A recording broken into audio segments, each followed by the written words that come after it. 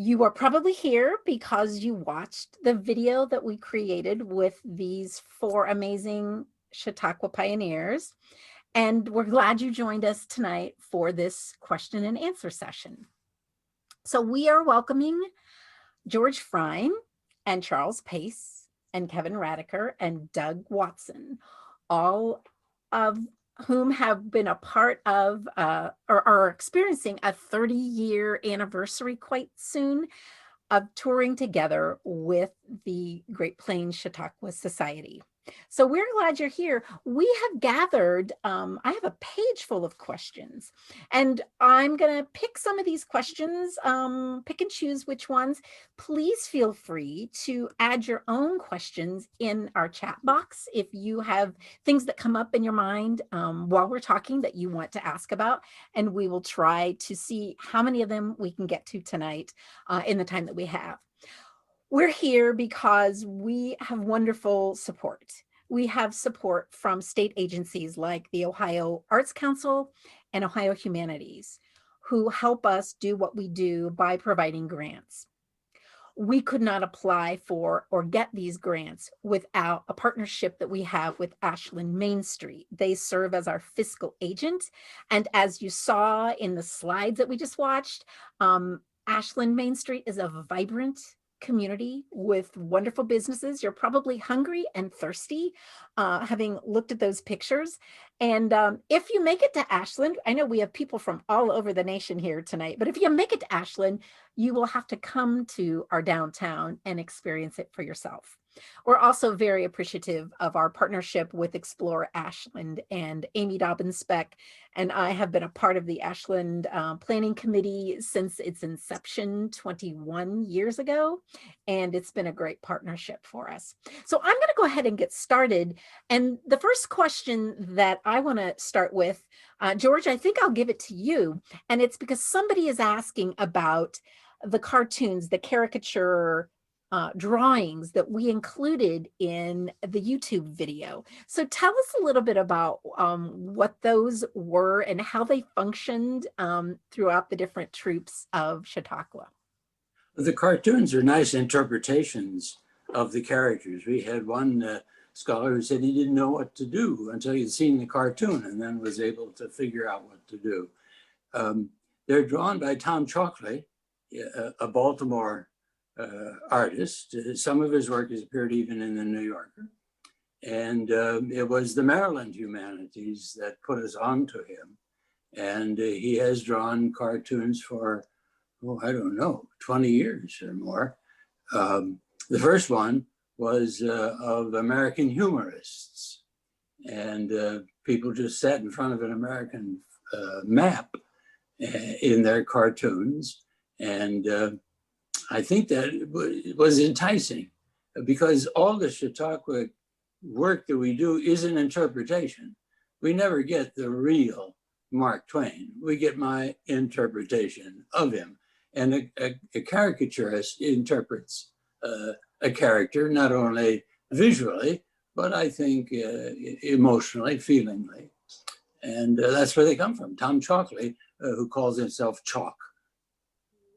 Good. I'm glad we can give him credit for those wonderful works of art.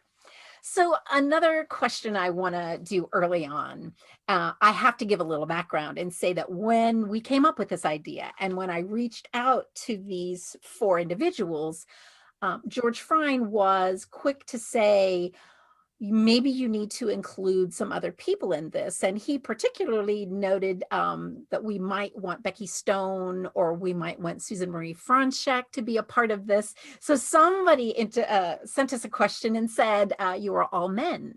And little has been said in your discussion about women in Chautauqua. Yet we have so many excellent performances by women scholars here in Ashland. Tell us a little about women being involved in Chautauqua. So I think I want to ask each of you if you would talk about women that you think have been influential in your experience with Chautauqua. And maybe we'll start with Charles, because Charles, you mentioned one female Chautauquan when you did your book recommendation. So I'll start with you. Yes, I mentioned Dr. Sally Rush Wagner.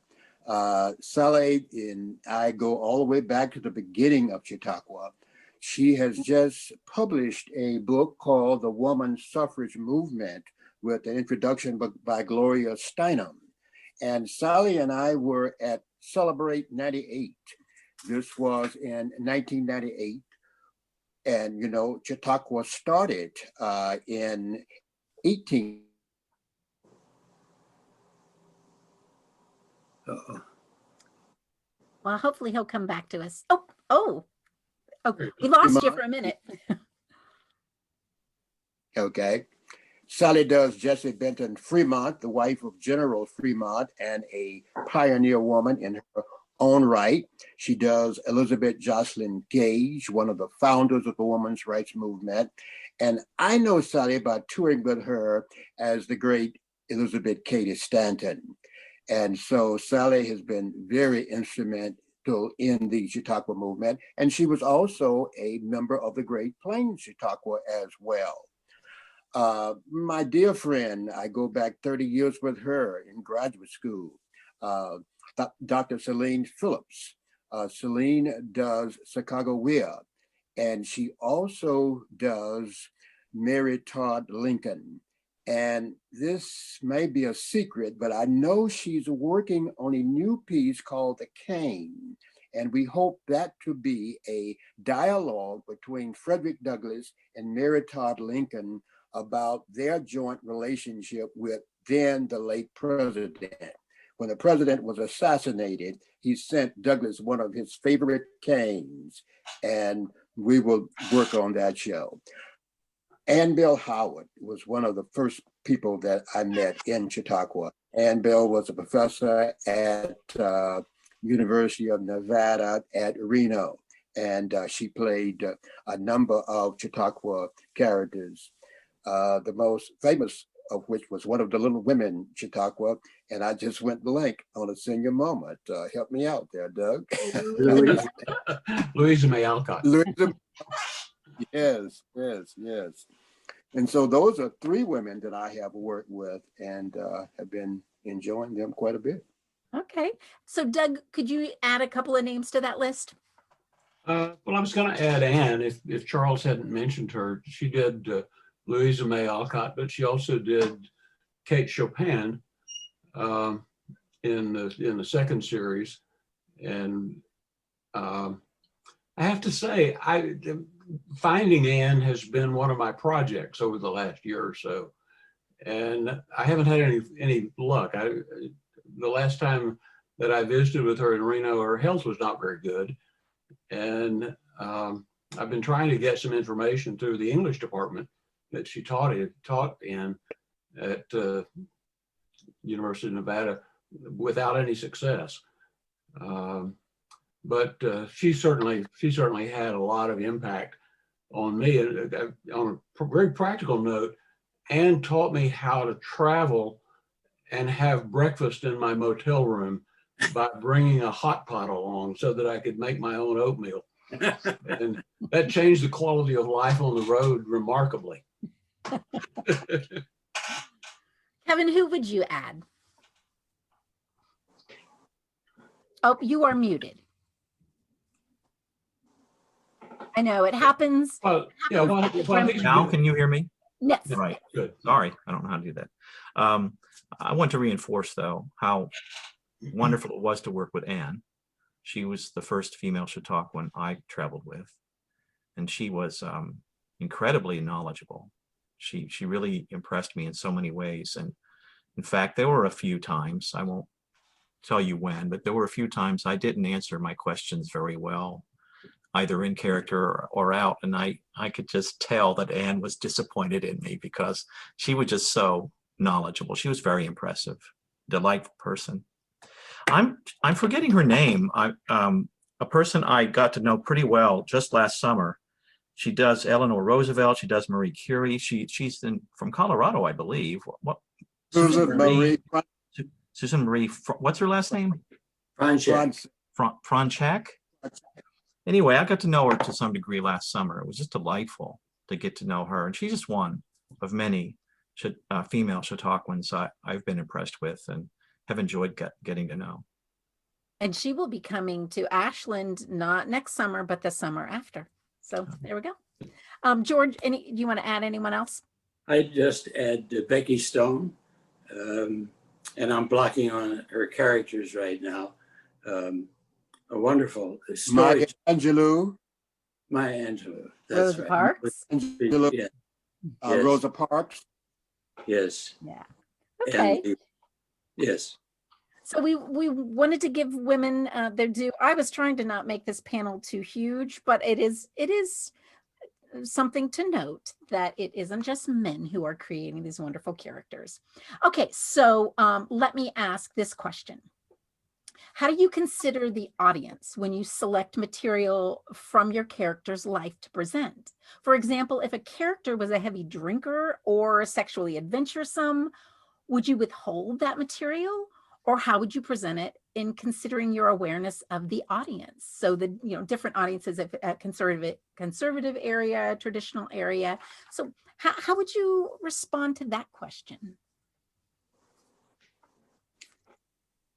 I've had to deal with that somewhat in a peripheral way with the character of Frederick Douglass. Douglass was one of these rare men who were loved by men and also by women. Loved so much by women, all kinds of rumors began to circulate about Douglass. In fact, his mentor, William Lloyd Garrison, made a public comment about Douglass. So in the Douglass show, I addressed that question directly. And Douglass, of course, refutes that accusation and almost doesn't want to dignify it, but because it was made public, Douglass felt as though he had to address it public. It's still a public controversy, so I felt as though I did what Douglass did. I addressed the questions in his own words. Well, anyone who knows anything about Winston Churchill knows that he liked alcohol. And to ignore that, I can't see that. And so anytime I present Churchill, the first paragraph, he talks about food and drink because I place him at a banquet. I have him as an after dinner speaker, and he makes a variety of jokes about alcohol, but he makes it clear that he likes it. And he even mentions his 3 different kinds of drinks that he likes the most: his favorite whiskey, his favorite brandy, his favorite champagne. All the biographies deal very directly about that. Now, to what degree Churchill, though, was an alcoholic, that's debated, and it's a good, healthy debate. Some people who knew him have him drinking 3 bottles of champagne a day and so on, and others argue, no, he didn't drink that much. But he talked about it quite often, and he was quite open about it. So it's a risk. Yeah, if I put that in the show, there may be some people who just don't like that. My bringing it up fairly soon. Let's get that out of the way. Let's make that clear. I like to drink, and then he moves on. He doesn't dwell on it, but I think to leave it out entirely, most people who know much about Churchill would wonder, why did you do that? That was very much a part of who he was. In that vein, Yep. Mark Twain loved to smoke, and he joked about it often, saying he smoked in moderation, only 1 cigar at a time. I don't use those pieces of his humor because it's not so funny anymore. If somebody asks, then of course I say what Twain said, but I don't make a point of it as he sometimes did in his presentations.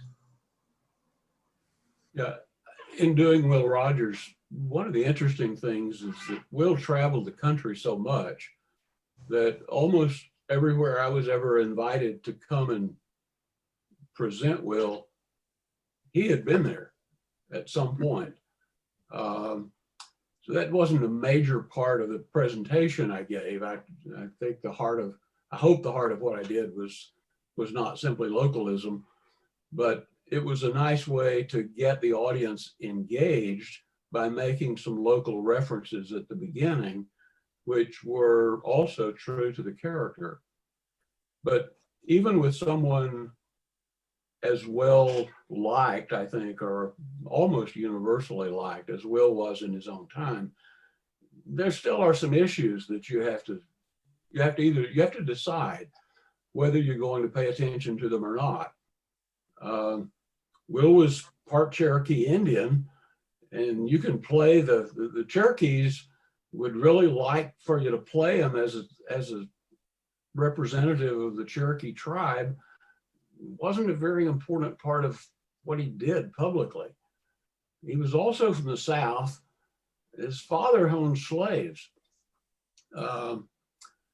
It's impossible for Will, I think, to have grown up without some fairly strong racist tendencies. They don't show up very much in the written work. I generally didn't address that very much in the on stage presentation, partly because I was more in the context of humor and less in the context of political correctness.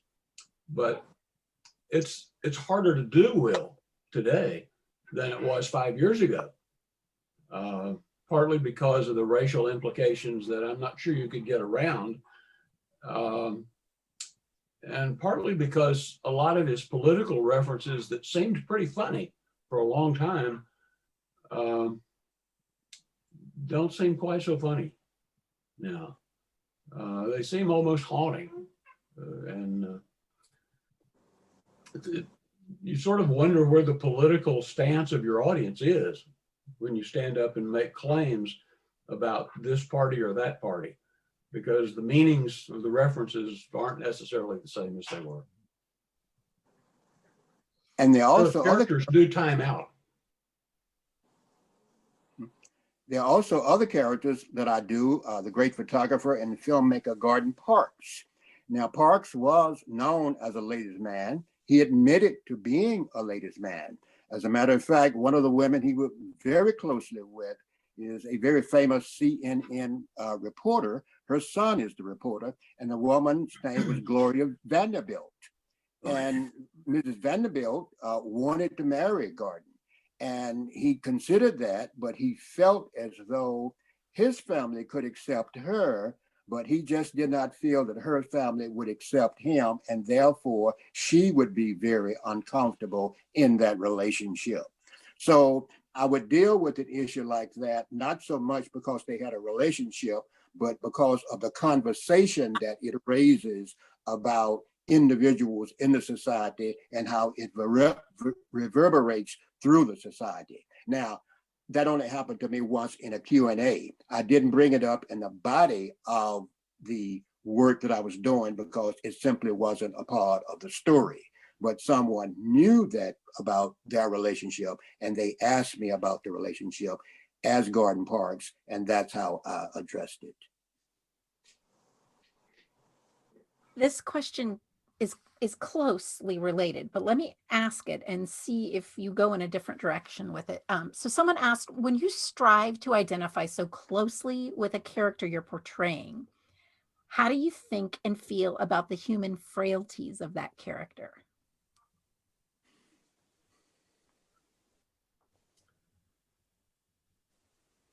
I have no problem with it with my characters because primarily because my characters were all very self-reflective, and they dealt very openly with their frailties. Probably the character that's most like that whose arc is the greatest arc is Malcolm X.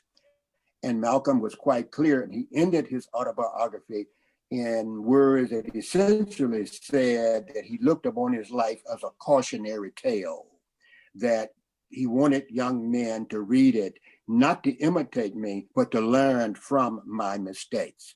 And it's very interesting that 2 days ago, the latest biography on Malcolm has just won the National Book Award. Anyone else with the human frailties? It is said, I'm not sure about it, but that actors try to inhabit their characters.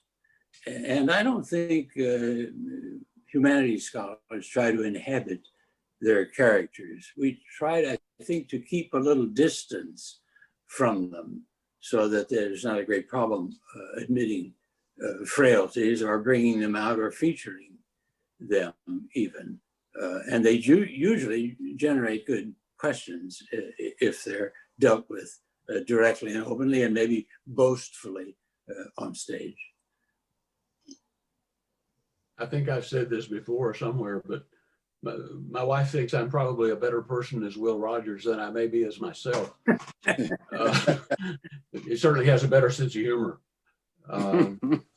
But I think it's difficult not to have a fairly empathetic relationship with the character that you presume to present to others.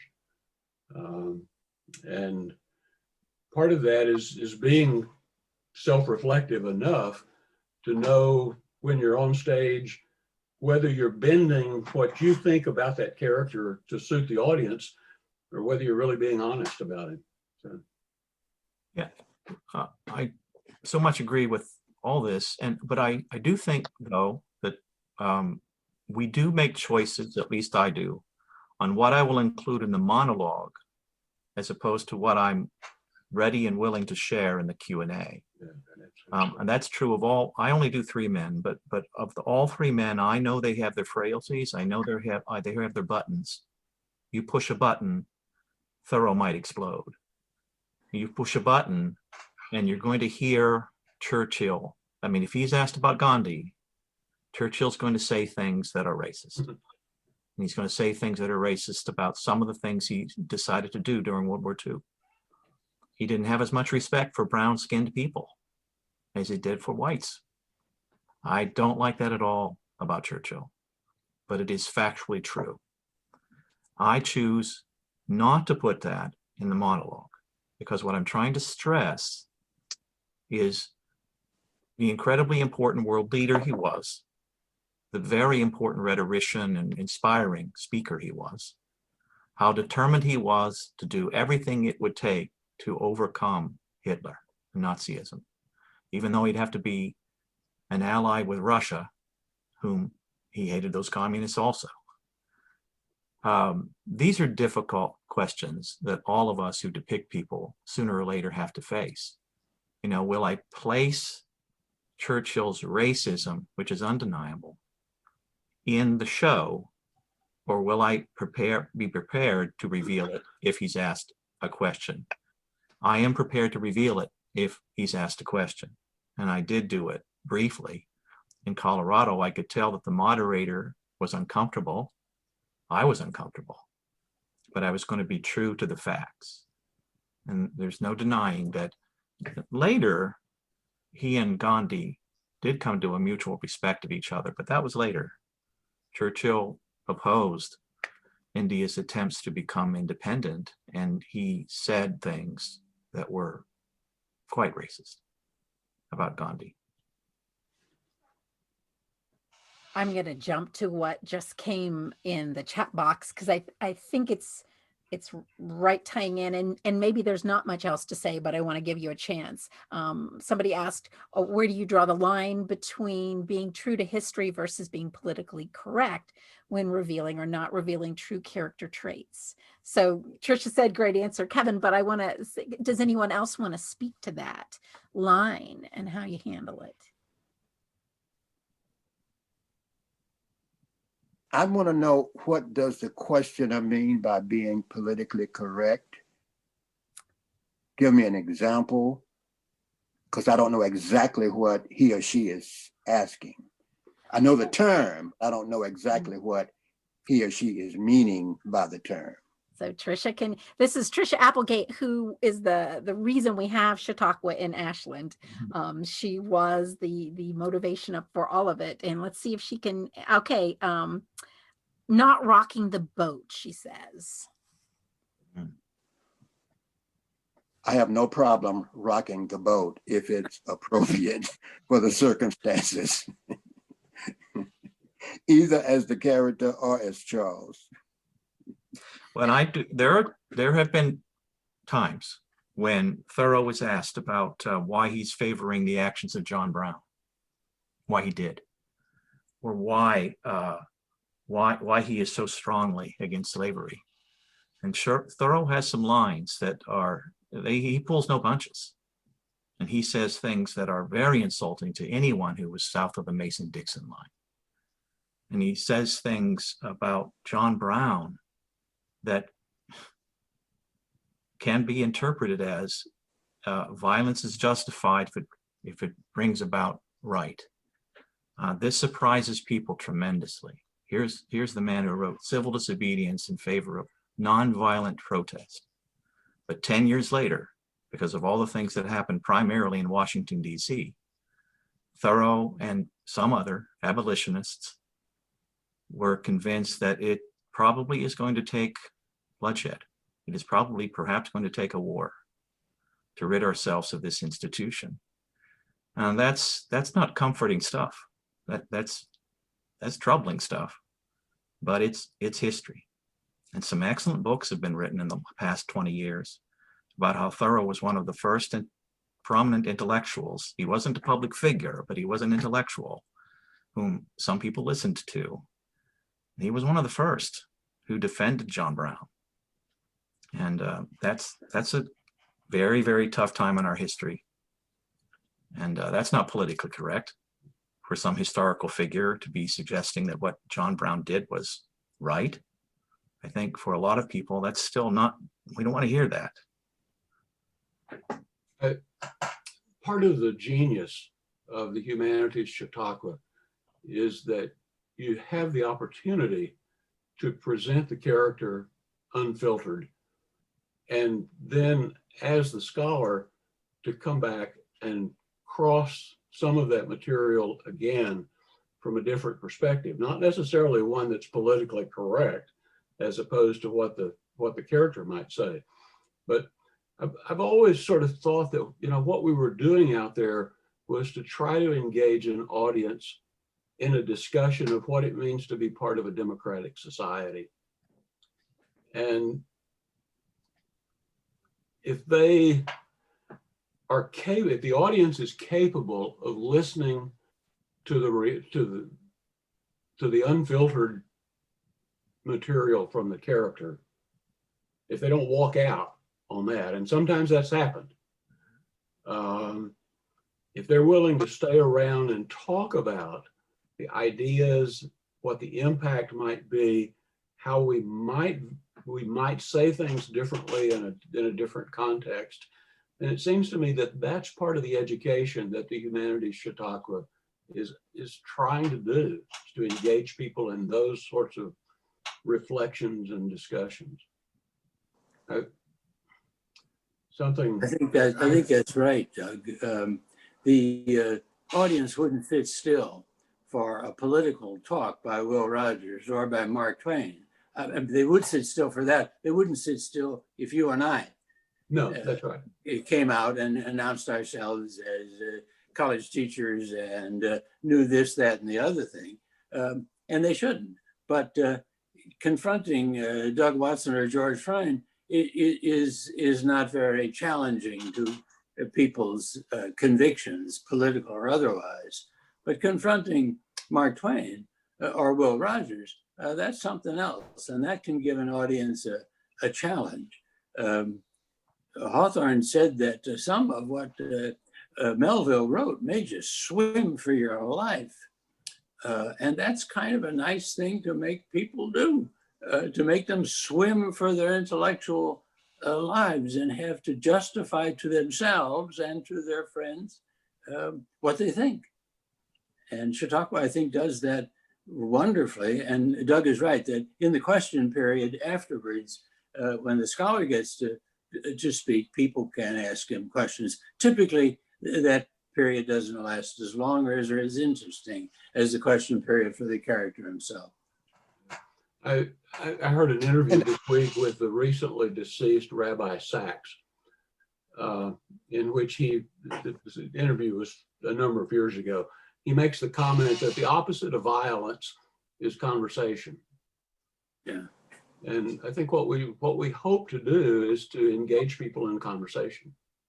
And again, that's part of the genius of an in-residence kind of Chautauqua setting, so that things happen that are important, not even just the things that happen on the stage and right after the presentation, but hopefully through the course of a week, the conversations build and continue. So. Yeah, just to add quickly, I don't want to be misunderstood. I don't quote Thoreau's burning lines about John Brown for sensationalism. And this is reinforcing or trying to illustrate what all three of my colleagues have said. I think it has that ability to, in a way, almost force the audience to realize, oh my goodness, that rhetoric is coming at a point when the nation was on the edge of boiling, that so much had preceded that point in time. I mean, John Brown did not do what he did in some vacuum, and it forces us to, in a way, revisit our history, understand why that man did what he did. There are plenty of historians who will argue he was a religious zealot, we need to dismiss him. There are plenty of historians who argue that, but not all historians do. And certainly not everybody in the past 100 years have condemned John Brown, especially the African American community. And I say that to compliment them. They needed freedom. And I know Frederick Douglass, Charles, said some things that were very, very complimentary, and they make sense to me. When he witnessed this white man die for the cause of freeing the slaves. It's powerful, dramatic stuff. I'm sorry, I'm done. And I think you're getting to it where we all are. I think we have two characters on stage. You have the character of the historical character, and you have the character of the interpreter who is a scholar. And when the audience hooks into the scholar and the scholarship, and they understand where you're coming from, that you are not attempting to manipulate them, they will go with you wherever you go. If they detect that you are trying to manipulate them, then you've lost them. And I think that's the difference. And when you've stood in front of your students for 8, 10, 15, 20 years, it's there. The scholar is embedded in who you are. That is your character.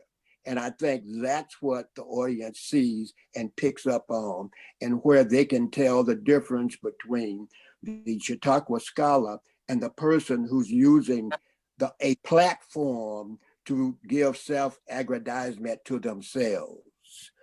We don't need that, because we get that every day. People are listening to us. So we don't have that natural need maybe to be listened to, but that's what we do. We always listen to. So we are into something else when we are there, and the audience feels and understands that and responds to it in that way. That's what I found.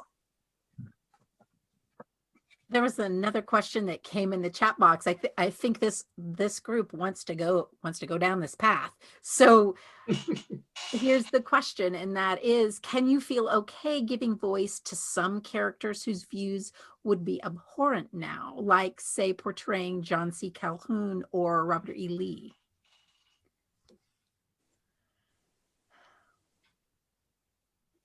When I choose a character to portray, I try to ask the question, how can this character serve the humanities?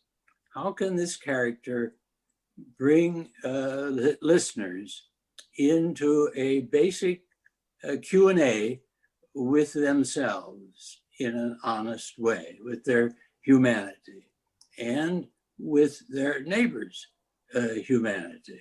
So for me, once I was called and said, would you do Henry Ford? And I said, no. And they said, well, that was pretty quick. They said, why won't you do him? I said, I can't do somebody who said history's bunk. I'm a historian.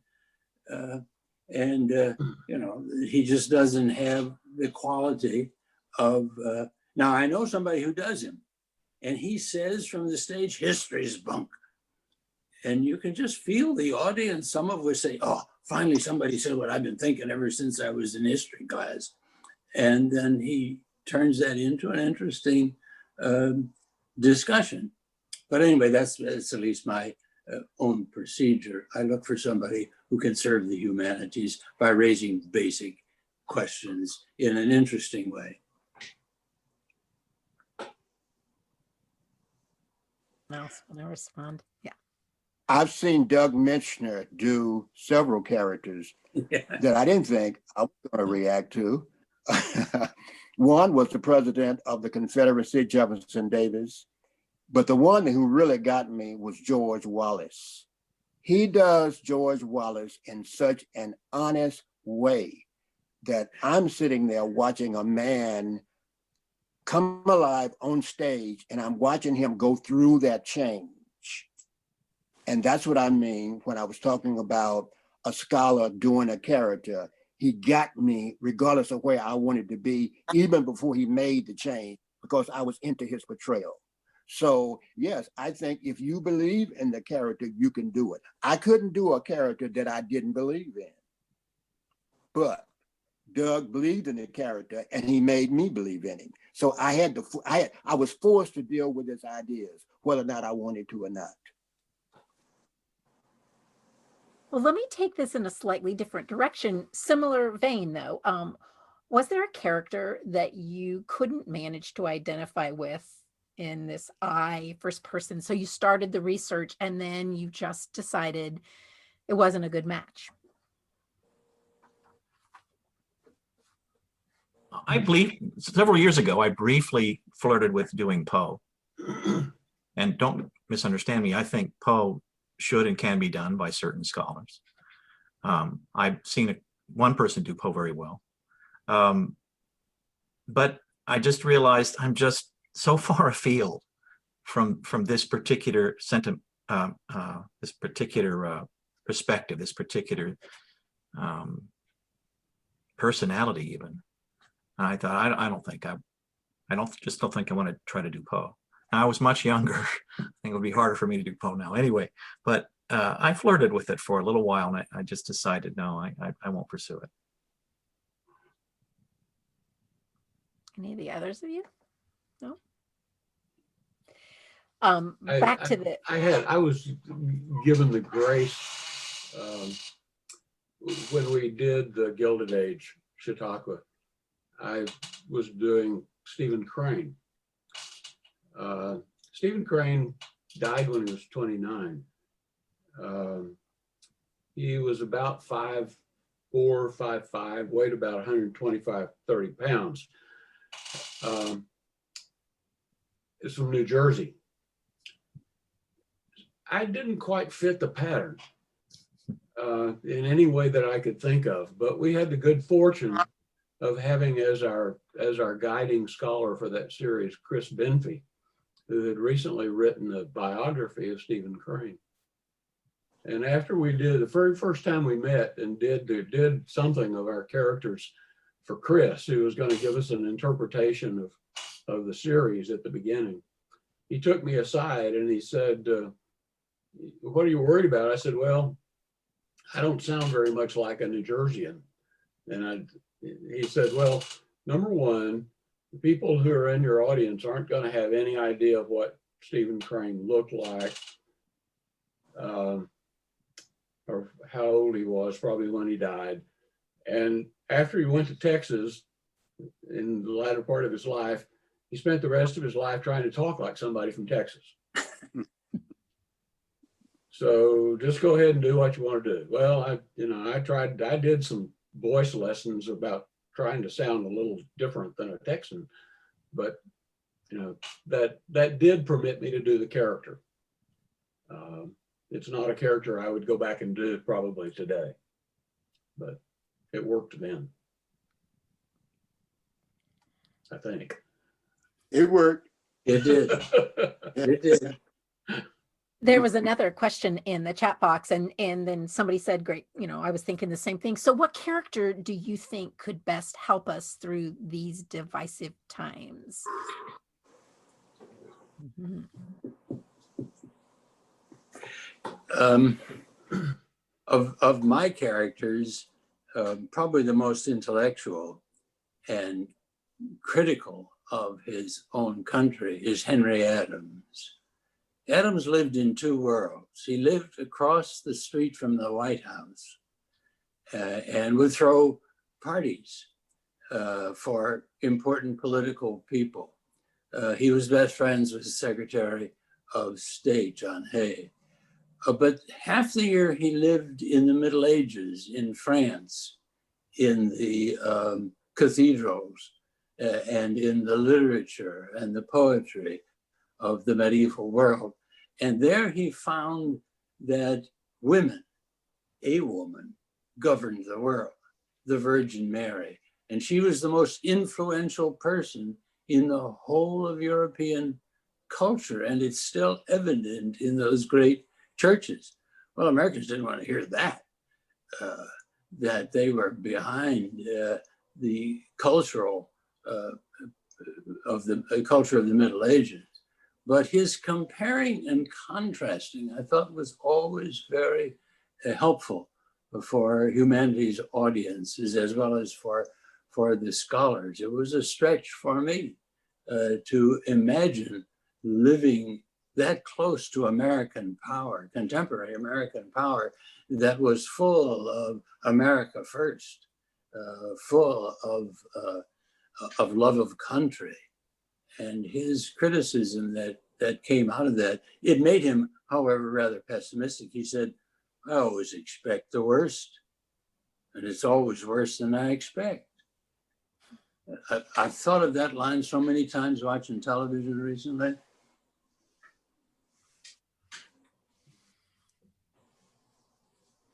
Well, as you know, I was scheduled to go out this summer with the Ohio Chautauqua with a new Douglas I put together. And it's not Douglas solely the abolitionist, but it's Douglas the abolitionist and the woman's rights man. And it was in the commemoration of the centennial of the 19th Amendment. So that show was put together specifically for these times. But the pandemic came on. Today, I received a book in the mail. It's called The Health and Physique of the Negro America, edited by Dr. W.E.B. Du Bois, which was the 11th. Rose again, Charles. We'll catch up with him in just a second. Hopefully he'll come back quickly. Oh, okay, we lost you. So you said the author name and then we lost you. W.B. Du Bois, and I'm specifically looking at what does it mean to be a scientist in a time of a health crisis. And I'm going to search Douglas's work and focus in on the pandemic of 1918, 1919, and 1920. And specifically, we got the same issues today. Who are the people who are most likely to be affected by the disease? African Americans, Hispanic Americans, and people whose job forces them to be in interaction with other people, people who have not finished college, who can get a job that they can work from home, and people who buy into into what we would call the germ theory of disease. Now, I thought that issue was settled, as we all did 100 years ago. But there are some people who just don't seem to believe the germ theory of disease. We studied 8th grade health, 9th grade general science, 10th grade biology. And the issue today is for some people, people don't believe. So I say I've done public humanities, public diplomacy, public arts, but I've never done a program on public health. So this program will look at public health, specifically with how we deal with educating the public about the germ theory of disease. You know, our nation is divided for many reasons, but I wonder if a person because there's so much to choose from Walt Whitman's poetry. But it seems to me there are certain poems that someone who does Whitman could present, and if they're heard well, they can at least remind people who are on the opposite sides of the political aisle, unless they're very extreme, and there are plenty of those too. But if they're not very extreme, maybe Whitman can remind them of some of the things that we rightfully admire about the American nation, the American spirit, about freedom, but also about camaraderie. Whitman writes so much about the camaraderie of fellow Americans.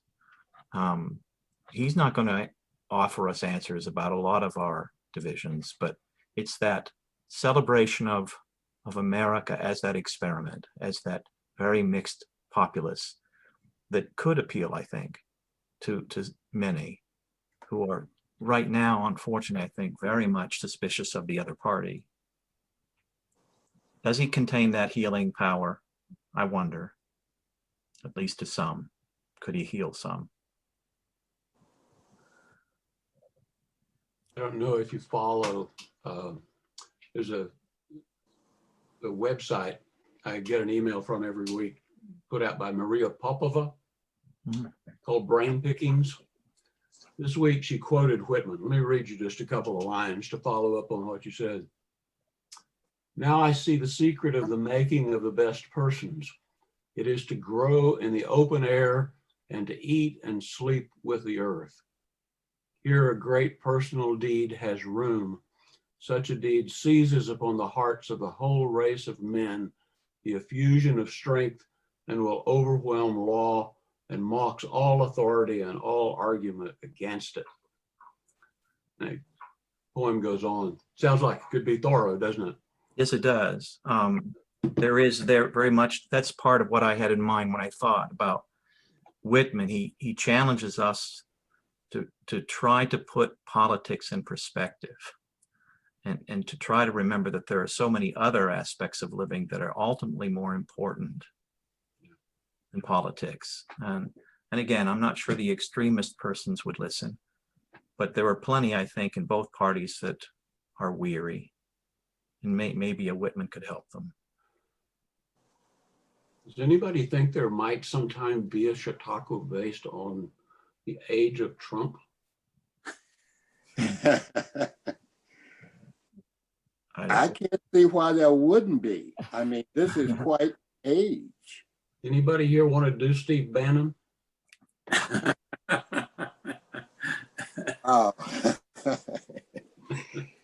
His theory certainly is holding up, especially when we're talking about flood the people with disinformation, and you would eat up all the oxygen in the room, and therefore everything will be centered on you, no matter how ridiculous, just flood it. Going back to Marshall McLuhan, the medium is the message. Yeah. So I think Whitman would be included in this already, but the same person that asked about, what character could help us through this also said, do you have a reading list for democracy? So I know you shared books at the end of our recorded, but anything come to mind in terms of democracy? It's an old book, but it's still worth going back to de Tocqueville. Democracy in America. Go ahead.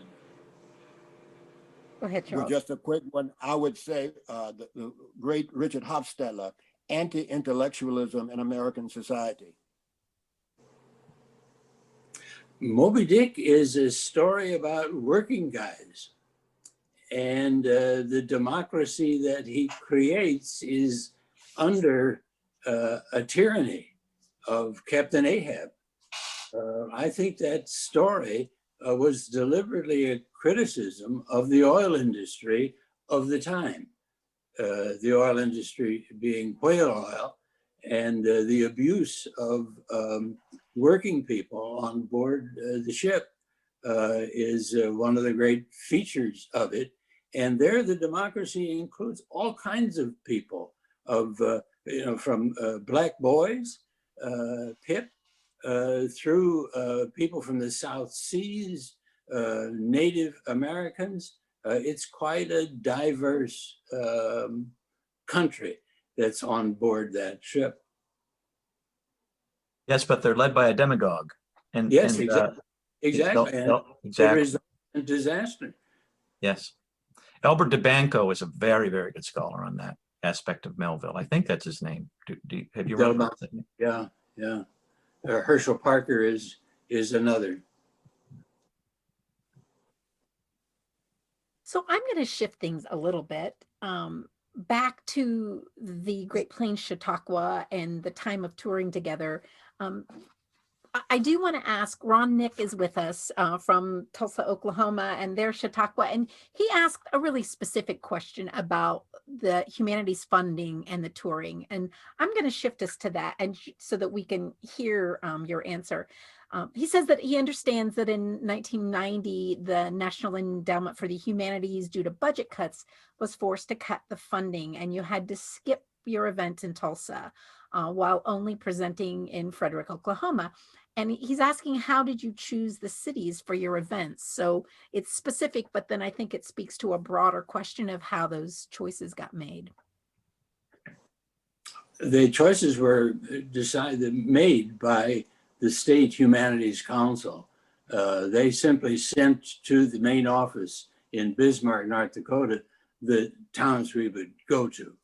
And so the decision on that particular issue was made in Oklahoma, in the Humanities Council there. And scholars had nothing to do with that. We just went where we were told to go. There were two things that we talked about as we rehearsed. But go just ahead. I was just going to say, as a follow-up to that, but in 1991, which was the year we all joined together, we went to Frederick, Oklahoma, and then we went to Tulsa. That's right. Yeah. Good. Okay. As we had rehearsed for the recording, there were two things that you talked about that we didn't end up including in the recording, and I wanted to make sure and address those. One was the whole notion of the beginnings of the presentations being much more about conversations. So can you share with people about that piece of the history and how I know there's a story to why it ended, but I think a lot of people don't understand that it was even a thing at the beginning.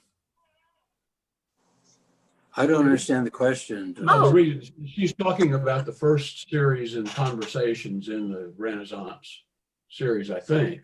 Where you actually had conversations. Yeah, that was part of the way the proposal had been approved with NEH, and so we passed those conversations around so that, well, kind of so that everybody got equal time on the stage, I guess, over the course of the summer. Some of the conversations were natural. I did Hawthorne, George was doing Melville. They were neighbors for a couple of years and during their lifetime. So it was easy enough for us to have a realistic conversation. In fact, we got to have it once along the way at Hancock Shaker Village, where they actually walked together at one time. That was really special. There were other conversations that we had to invent because they did not necessarily follow from texts that could be plundered for the real lines. Hawthorne and Frederick Douglass didn't have conversations so far as we are aware, but we were on stage to have conversation of a sort.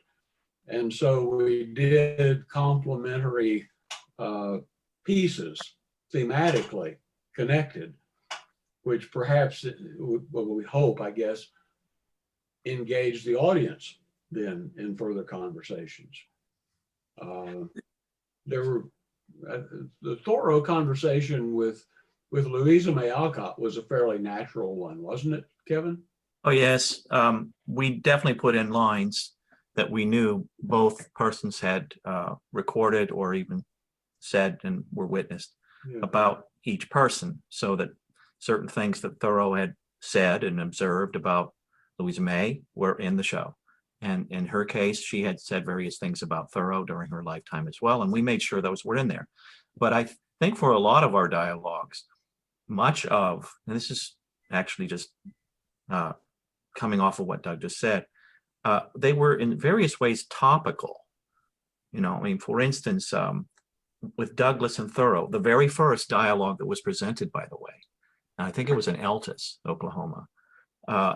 Charles and I sat down, we had to figure out what are Thoreau and Douglas going to say. And my memory is that ultimately there were various topics. You know, there was the topic of freedom. There was a topic of slavery. I mean, for Thoreau, slavery is primarily economic slavery. But of course, for Frederick Douglass, you know, you can talk about actual legalized slavery of Black people. And so when I had the dialogue with Carol Peterson, who did Walt Whitman, that was probably one of the easiest dialogues for us to come up with, because not only had the two men met and they had written things about each other, some of which were complimentary, some of which were not, we definitely knew that there were various topics. Say the city. Okay, Whitman he loved cities. He celebrated cities. Thoreau hated cities. You know, the pigs in the street are the most respectable part of the population, Thoreau said about New York City. So sometimes it was awfully fun. You know, you would realize that some of these topics, if these two men actually sat down and had a hour-long conversation, sooner or later cities, the pros and cons of cities would have come up between, and in fact did slightly, when they actually met. Whitman and Thoreau did. The Chautauqua works basically, as you all know, on the basis of monologues. But with the American Renaissance, we had 6 scholars and only 5 nights. Seven. So seven scholars and 5 nights. So we put 2 together, and I think it was Carol Peterson who called them duologues as opposed to monologues. And that's always been an important thing for me. That's why I didn't get the idea when you talked about conversations. If you read one author, that's good, but don't go talking about them until you've read another. The humanities work on like the courts do. The adversarial system is more productive of truth than the monologue. So that was always a nice part of the American Renaissance, to see those things put together. Charles and I did a Melville Douglas one time, and we acted as though the other person wasn't on the stage until it was all over, and then we introduced ourselves to each other. They live within blocks of each other in New York City at the same time, but there's no documentary evidence that they were ever together. But the two truths that they presented, and the contrast and the comparison, I think helps the audience ask questions to the scholars, but also of themselves. It's fascinating for me to hear about that. And it's also a beautiful serendipity that we titled our whole series that we're doing this year, Conversations. And we will end, it won't be the last issue, but it will be in March, where we're going to have a conversation between Edith Wharton and Louis Bromfield, who's a local author. And so it's wonderful for me to see how we are celebrating these historical roots, even here in 2021. It will be. The other thing I wanted to see if you would share just a little bit about, because in the recorded video, we tried to go through the timeline of the inspirations and how the Chautauqua circuit, the old circuit, was so much a part of the inspiration. But I know you've told stories about meeting people as you were traveling around in the tent who told you about their time, their memories of the Chautauqua circuit. So I wondered if you would share a few of those stories about those people that you met in the audience that told you they had been to the original way back. Does anybody remember telling me those stories? I do remember. I'm going to let somebody else tell the story about the former Chautauqua performer and tell a story which is at least closely related. I was doing a Will Rogers program in Keene, New Hampshire, in a community center. And when we got to the questions, there was a little lady on the front row who turned to me. I was answering questions in character. She said, "Do you remember me?" And I thought, well, I said, "Well, no, ma'am, but I haven't been in these parks for a while, and it's possible that you or I have changed." Well, she said, I met you at the state fair in Iowa in 1927. I was there on my honeymoon. I said, well, luckily we had performed at the state fair in Iowa at some point. And so I made some references to some of the things I remembered from the state fair. And she was pretty happy. After it was over, she came up and she said, well, my husband and I went on our honeymoon and we went to Des Moines. And it was 1927. And Will Rogers was there. So, boy, you just don't know.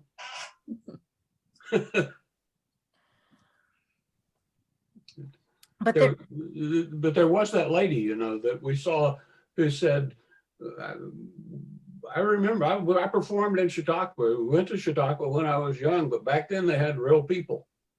Not people who were pretending to be, not historical characters, but the real people. William Jennings Bryan and you know, others. Yeah, I mean, I love that because I think that really it shows the bridging between those worlds of the old Chautauqua and this modern Chautauqua. And those of you who were lucky to have an audience member that did both. Well, and not only people, but places. You know, we would be in parks that had been established as Chautauqua parks occasionally. In Hastings, Nebraska, we were in a pavilion that had been built as a Chautauqua pavilion. I think it had burned once and been rebuilt before we were there. But you knew you were in the midst of a history that the community maybe understood maybe better than you did. But it also spoke to the wide-ranging influence of the early circuit Chautauquas. Yeah. And of course, not just Chautauqua, also the individuals that you would meet who knew the characters that you were portraying. Oh, yeah. I think President-elect Biden is from Wilmington. I remember in '98, we were in Wilmington, Delaware, and I was about to go on, and the host wanted to take me out introduce me to the lady on the front row. And she introduced herself, and she was the widow. She was Mrs. Cab Calloway. And she knew Langston quite well, and she was just waiting to be able to witness him again, and no pressure there. Yeah. Yeah. I've met two people who had met Churchill during his lifetime. They were very young at the time, but that can happen if we depict someone who, you know, went well into the 20th century. So that's amazing to meet someone who actually met Churchill. Yes. Yes.